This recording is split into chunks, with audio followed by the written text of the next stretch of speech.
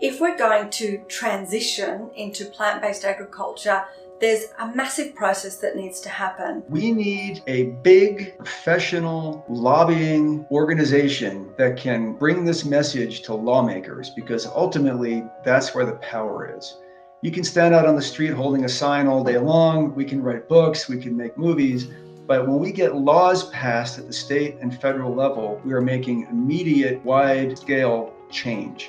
If 10% of American vegans gave just $10 a month, we would out-influence big animal ag. My hope is that people listening to this will contemplate what they can do to get into the game and actually make a difference, to help move the alternative protein movement forward and help start solving this problem of increased meat consumption that the world is facing right now.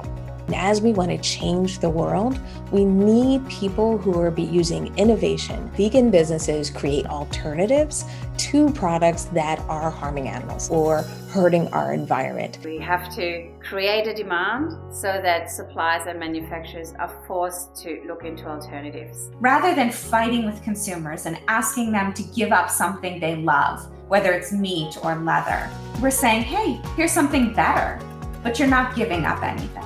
Restaurants are starting to realize that they need to adapt, because if they're not going to adapt their menus and at least cater to the vegan community, they're going to miss out. I'm excited about how I feel. I feel so much better now that I'm not eating meat. You want to live a healthy life. You want to feel better when you're 70, 80 years old. You got to start getting educated. I didn't go into medicine to manage chronic disease. I wanted to cure people. And these diseases are reversible. We can not only halt disease progression, but we often will see significant elements of disease reversal.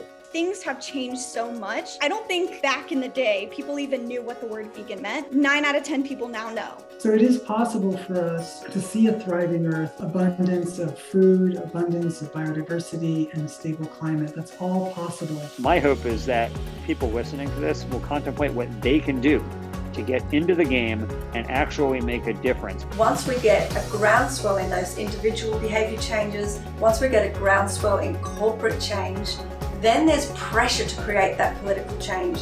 And when there's political change, we will see dramatic shifts in animal protection. If you care about this issue, it's not enough to just be vegan. You have to do more.